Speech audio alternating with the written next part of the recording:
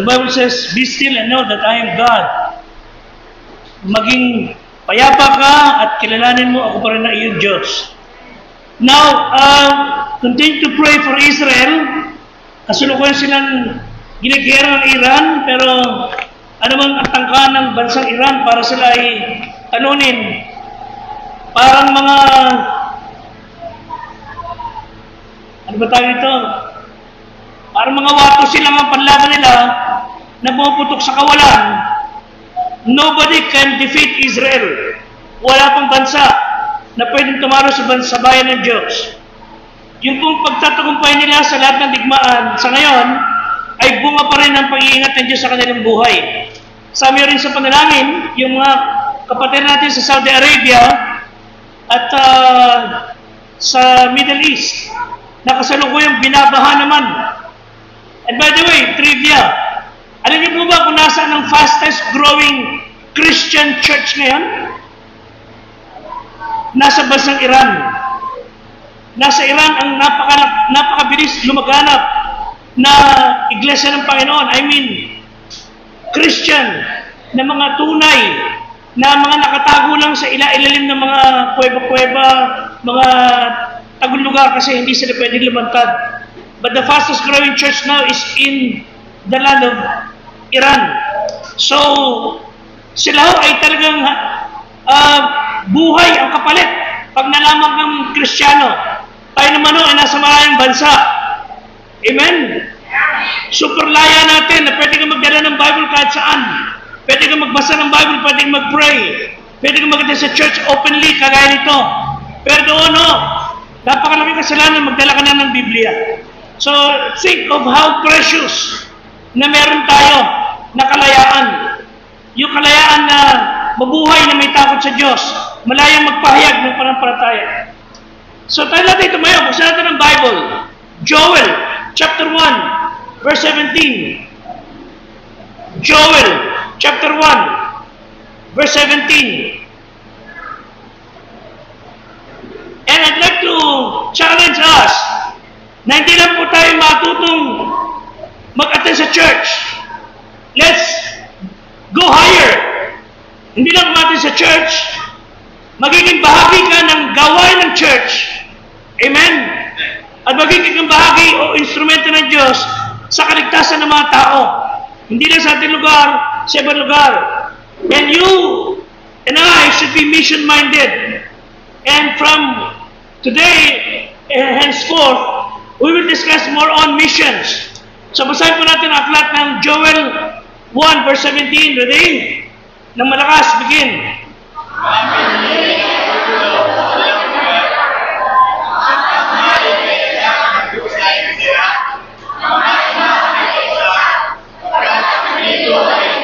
Okay, note, ang bini ay nabubulok sa kanilang lalagyan. Okay, chapter 3 verse 13. Chapter 3 verse 13. Begin.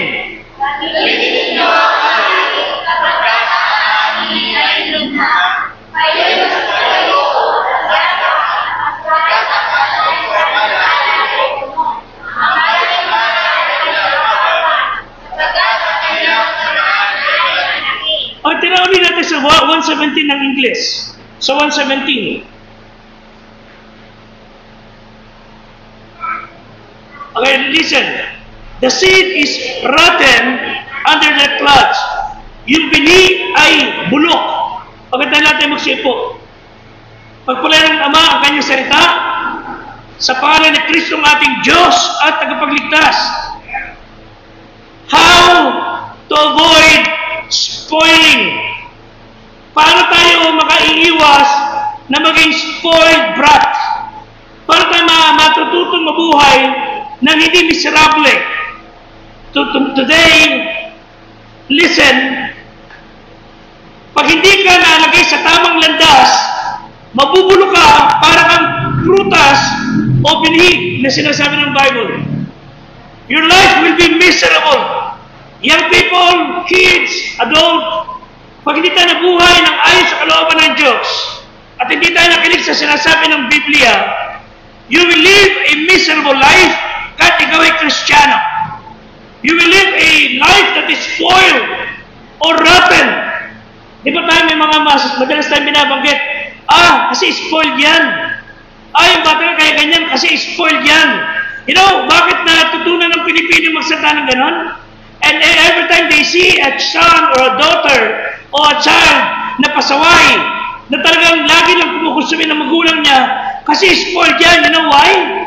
Dahil wala nang ginawa yung bata niya, kundi tanggap ng tanggap, at siya ay tumatamang parang ewan na hindi natututong magbigay. Lahat ng bagay na gusto niya, nakuha niya, kaya siya na-spoiled.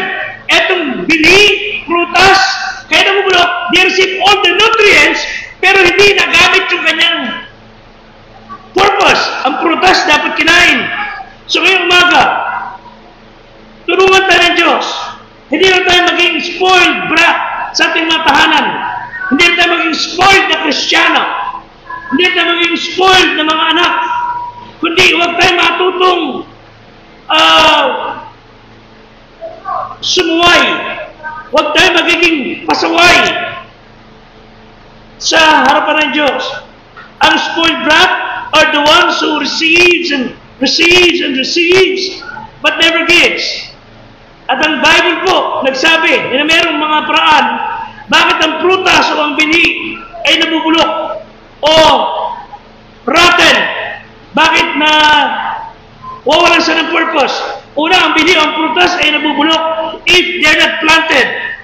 Pag di may tinanim ang prutas o ang bini, mabubulok siya. O nabubulok ang prutas o yung bini, pag hindi mo hinarvest mula sa kanyang lalagyan, sa kanyang pinagkapitan, they would receive all the nutrients, mabubulok siya. And after harvested, pag hindi ito nakain o napakanabangan, nabubulok. Nakahawak na kayo ng kamatis na nabubulok o prutas na nabubulok. Wala kang makita ng maganda o rangya o kaaya-ayang bagay bagay. Mabaho, hindi mainam tingnan.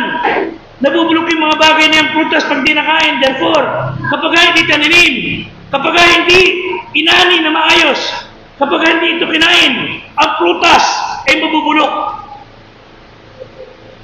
Kung itaninim ang buto, it will give fruit. Amen? Pag yung buto na ubini, itinanim sa lupa, ibinigay sa kanya dapat pagbigyan, it will produce more fruit. That's the law of receiving. The law of receiving is by giving. You will never receive until you give sa patakaran ng Diyos. Pero pag ikaw naman ay receive lang ng receive, tanggap ka na tanggap, mabubulok ka. If you just receive and receive, never give back, you will be spoiled. So ano man ang binigay ng Diyos sa atin, dapat natin i-share. Ano man meron tayo, dapat i-share. Don't get me wrong. Hindi ko sabing, ari-ari nyo, man sa buhay, o walang kwentang pabibigay. No. As sabi natin, tamang uri ng pamumuhay, na whenever you receive from God, sa bagay ng Panginoon, andin yung offering, tithes, missions, etc. Hindi lahat ng bagay na nakikita mo, binigay mo na, hindi ganon. As sabi natin yung may systematic way. Pero kung matututo tayo magbabahagi, pagkatapos nating tanggapin ang isang bagay, you will enjoy the blessing twice. One, when God gave them to you, and secondly, when God gave them through us. Dalawang bagay ka magiging maligaya. Pag binigay ng Diyos yun sa iyo, pangalawa, pag binigay yun ng Diyos sa iba, sa pamamagitan mo. And naintindihan naman mga kapatid, have you experienced the joy of giving? Tulad natin pagka Pasko, we give gifts. Ano yung tunay na katuwaan? Hindi pagtanggap na regalo. Sa isang matinong tao, sa isang maayos na Kristiyano, ang katuwaan sa ganung regalo, yung pagbabalot. Hindi yung pagtanggap. Ang tunay na matinong isipan, yung magbabalot ka because you have the intention to give. Hindi yung, nakatatanggapin ko, bibigyan na sa akin. That will spoil you. Amen? Pag-aisip natin palagi kung ano tatanggapin ko, and you never think of how can I give, you will be spoiled. You will not be happy. You will be miserable. So, una sarap, tandaan niyo mabuti mga kaibigan, live for others. Try to share. Nasasayang ang biyaya ng Diyos when we never share to others. Binigyan ng Diyos ang blessing to us, not only to enjoy, but through us, for others to enjoy. Kailangan matutunan natin na maunawaan na yung blessing ng Diyos sa inyo, buhay, talent, treasure, time, ipinagkatiwala ng Diyos para magamit sa kanyang ubusan at maipakanabangan ng iba. Tayo ang pinagkatiwalaan. So God gave the blessing to others through us. So think of what can you give? What can I do? Hindi what will I receive? Ano ang tatanggapin ko? Magkano aking dito? Magkano pagkalabang ko rito? No. Try to think of higher level na pagiging Kristyano. When you receive, try to think of how can you give? How can you share? So you will never enjoy life until we live for others. Hindi makasarili. Ano yung isa sa pinakamalungkot na tao ngayon? Yung sakim, makasarili. Malungkot ka, paigay maramot sa buhay. You will never be happy. Bakit? Nagkaroon ka, humahangat ka ulit, hindi ka tanggap. Nalulungkot ka kasi wala kang tanggap. Parang isang tao. Sabi niya, Brad, malungkot ako ngayon kasi ibang klase nangyayari. Sabi ng kaibigan niya, bakit ba? Ito kasi yan, Brad Noong isang buwan, natanggap ako sulat, namatayan ako ng tsuhin. At nag-iwan siya ng pamana, nabigyan ako ng 50,000. Edi, ano nangyari? Edi masaya ako, nabigyan ako, ba't malungkot ka ngayon? Hindi nga ito ang istorya Noong isang linggo naman, may namatay sa akong kamag-anak na tiyahin. Nagpamana siya ng pamana sa mga anak, nadamay ako, binigyan ako ng 30,000. Di ba yun meron ba? Hindi na masaya ka? Naku, Brad, hindi mo naintindihan Kahapon, may namatay akong kamag-anak na naman. Oh, ba't malungkot ka? Nay, hanggang ngayon wala pa yung sulat natatanggap ako ng pera. Nag-hindi siya tatanggapin niya. Mga kapatid, when you start thinking of what can I receive, what can I have, pag binigyan ng siya yun, you will never be happy. But you want to be happy, try to think of what can I give? What can I do to help others? Ano ang pwede kong gawin para pagana ng buhay ng iba? Na aking magulang, mahal sa buhay. What can I do to serve others? Pag ganyan ang ating attitude, you will be happy. Ayun, maraming politiko ngayon, maraming mga tao ngayon nasa kapangyarihan, maraming tao ngayon nasa authority, hindi sila masaya kahit libo-libo na ng pera nila. Anong bakit? Kasi gusto sila makuha lahat ng yaman ng bayan. They will never be happy until you live for others. Romans chapter 12, verse 10. Romans chapter 12, verse 10 to 14. Alam niyo, may mga natutunan kayong mga katuran ng Bible, hindi yung sinashare, hindi ka magiging masaya. May natutunan kayong mga bagay sa Diyos tungkol sa mga bagay ng buhay, hindi niyo binabagay sa iba, hindi na-apply, you will never be happy. Pakibasa natin mga kapatid. Begin.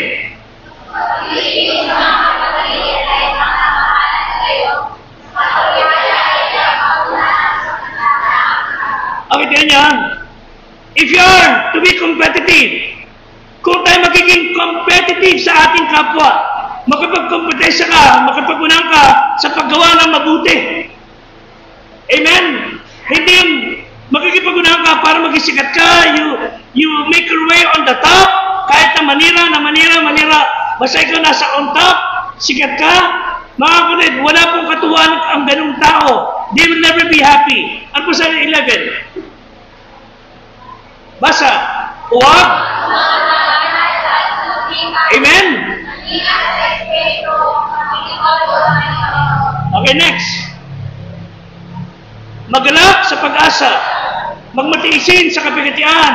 Magmatsagain sa panalangin. 13.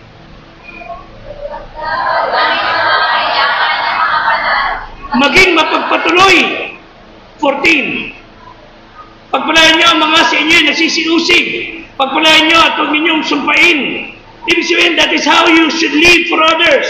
Hindi yung inispira ka lang, ginantihan mo. Hindi yung nakarinig ka ng salita, pinatulan mo. Di bang ipagpaunan niyo lahat ang paggawa ng mabuti sa kapwa? Amen? Yan ang gawa ng Kristiyano. Kaya nga tayo, ang layo-layo natin sa isang reliyon na kinatatakutan ng batikusin dahil kung binatikos nila yung reliyon, papatayin ka nila.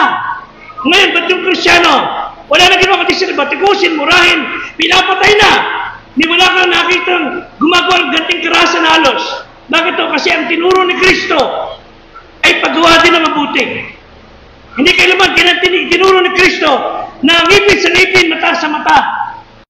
Ang sabi niya sa Romans 12:19, ano sabi? Romans 12:19. Basa mga kapatid.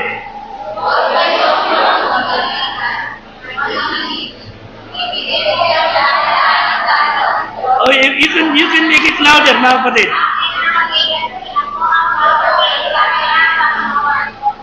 Kayo ay huwag maghigantihan. Okay? Bigyan yung danong galit ng Diyos. Ang sabi ng Diyos, ako gaganti. Hindi niya hayang madungisan yung kamay.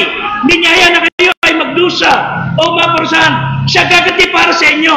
Saktan mo ang isang Kristiyano, yung the apple of God's eye, may paglalagyan ng ganun tao.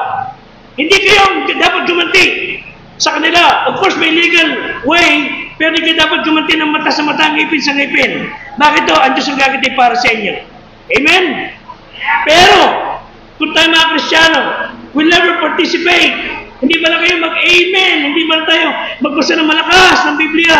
Hindi ba lang tayo makibahagi sa gawain? Nakita lang tayo ng tanggap ng lahat ng mga biyayang pakinabang. At hindi tayo naglilingkod sa Diyos. Hindi tayo naglilingkod sa kapwa. You will rot. Mabubulo ka. Ayaw ng Diyos yung ganon. So live for others.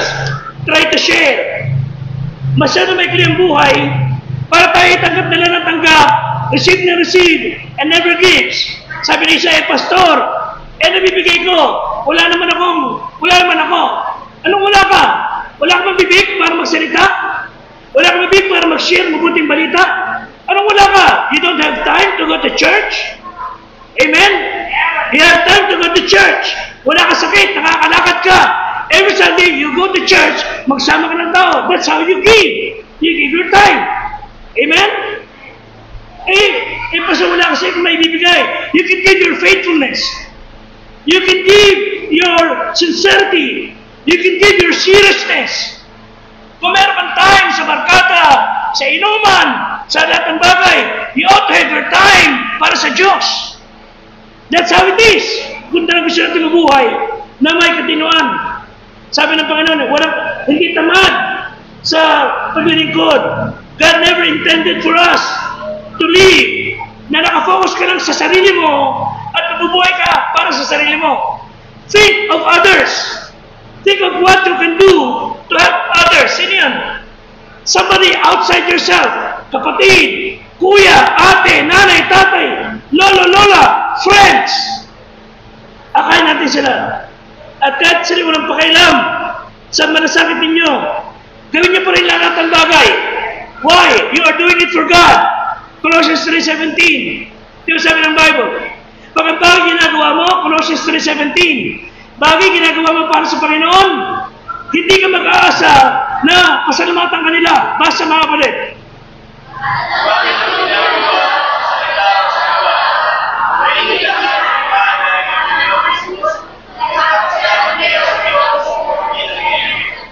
Gumawa sa bagay, hindi ko pasalamatan, ginawa ko na niya para sa Diyos.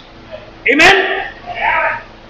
Tumulong ko sa isang tao, hindi wala man isang gratefulness, sakit siya, ikaw ginawa ko para sa Diyos, okay lang sa'yo. Bakit ginawa ko para sa Diyos?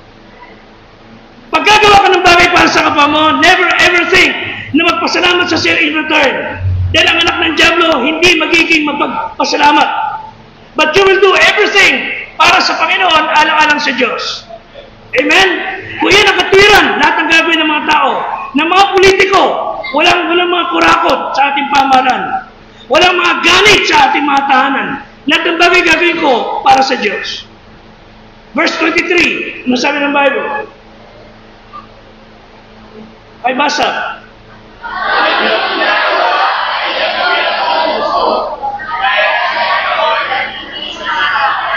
You see, think of what you can do to others para sa Diyos, hindi para sa tao. Ngayon, if people will thank you, pasalamat ka. Hindi para ipang malaki. So, live for others. Share. Secondly, love people. And be not selfish. Love people. Pastor, parang hirap atang mahalin yung walang hiyang yun. Wala kang choice. Kailangan mahalin mo pa rin siya dahil may kaluluwa siya na kailangan mahalin, matira ng mabuting balita.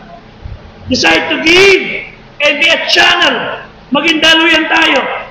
Ang Kristiyano po mga kapatid ay hindi ka naman mag-enjoy na nasa receiving end. Pag tumanggap ka, pasa. Pag binikpala ka ng Diyos, share. Yun po ang patakaran ng Panginoon. At pagka ikaw ay may Kristo sa puso, mamahalin mo ang kapwa. Bakit to? Mark 8:36. Mark 8:36. Bakit ka natin mahalin? Ang kaluluwa, basa. Sapagkat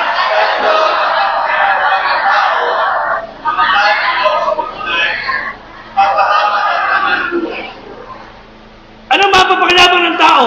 Siya man may-ari na lahat ng bagay, ang kaluluwa naman yan napahamak. Kaya kayo na nakakalala kay Kristo ang pag-asa ng Diyos. Hindi asa ng Diyos ang mga maling aral. Ang asa ng Diyos para maakay ang tao, yung Kristiyano na isasabing anak siya ng Diyos. Kailangan po, sabi ng isa, sino mag-iintindi sa akin? Sino mag-iintindi sa akin? Lagi na lang ba sila? Mga kapatid, pag naglingkod ka sa tao at sa Diyos, alang-alang sa Diyos, God ang iintindi sa iyo. Hindi po pababayaan ng Diyos ang kanyang mga anak. Romans 12:16. Romans 12:16 hanggang 21. Iyak lang natin ang prinsipyo. Basa. Mga kaisa kayo.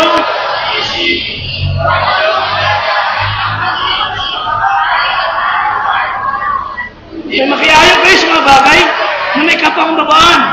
Huwag kayong pantas. 17. Huwag kayong magbayad sa kanino man ng masama, sa masama. Huwag kayong gaganti ng masama sa masama. Sumunod.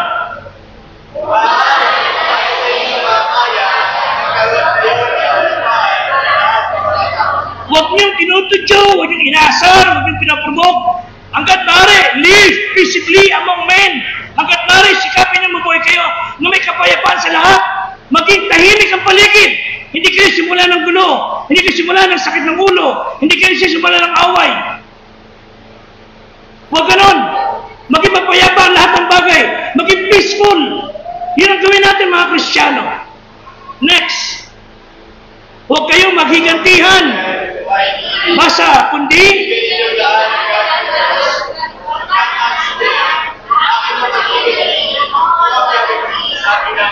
20.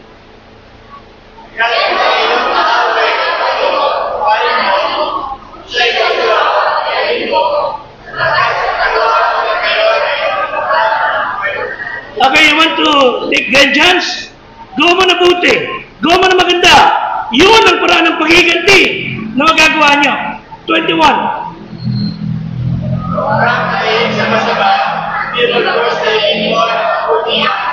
Amen? Kung meron kayong dapat na daigin, yung masama, at yung mabuting gawa nyo, ang dadaig sa masamang yan. So apply sa ating buhay. At pag yan natutunan natin, you will never be a spoiled brat. Learn to think of others. Tiyagan natin ang ating kapwa ay mapagpala, gumaan ang buhay. Hindi ko sasabing sayangin yung buhay ninyo, no. Ang sasabi ko, try to live for others, love people, and number 3 and the last, remember the law of God. The law of God. Yung batas ng Diyos, ang Biblia, the Scriptures. Ang maraming taong nakakarating sa ibang lugar, pero ang church na papabayaan. Pahalagahan nyo ang iglesia ng Panginoon. Hebrews 10:25. Hebrews 10:25. Ano sabi ng Bible? Pakibasa.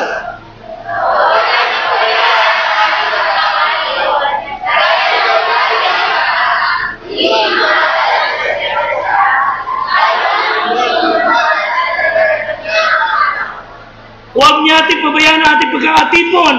Ito pa, Nehemiah 10:39. Nehemiah 10:39. Dapat maisip natin palagi ang tahanan ng Diyos. Huwag niyo pababayaan ito sa uli, sa bandang uli. At hindi namin pababayaan ang bahay ng aming Diyos. Amen? If you do that, you will never be spoiled. And God will bless you. And God will bless others through you. Mas mapagpapala ang marami. Ang babaeng may asawa, dapat mabuhay for the husband. The child should live and love the parents, the brothers. You workers should live and love your supervisor. Yung Kristiyano, mabuhay para sa Panginoon. Lahat tayo, live for others. Pag nakafocus sa sarili, you will never be happy. You will never be satisfied. Lagi na lang, lagi may kulang. Pero pag natuto tayo mabuhay para sa kapwa, Luke 6:38. Luke 6:38. Ang sabi ng Bible. Basa.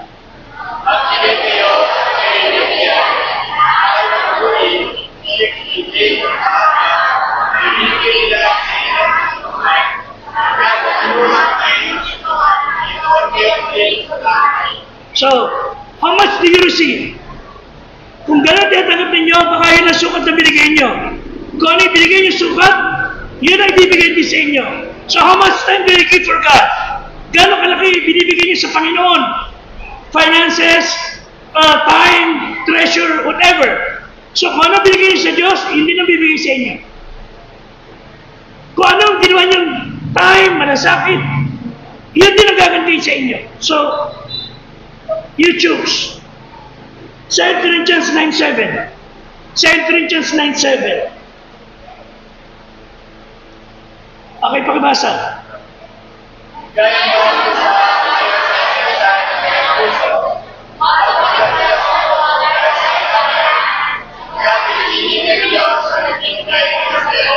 Okay. pinasya ng puso mo, pag magbibigay ka, yung pinasya ng puso mo, hindi dapat mabigat. O dahil may kailangan. Kundi, magbibigay ka dahil mahal mo Diyos. Alam niyo mga kapatid, si Kristo muna nagbigay. Ano sabi sa John 3:16? Kaya natin recite. Ano sabi sa John 3:16? Begin. That He, okay, listen. For God so loved the world that He gave. Hindi sinabing for God so loved the world that He received.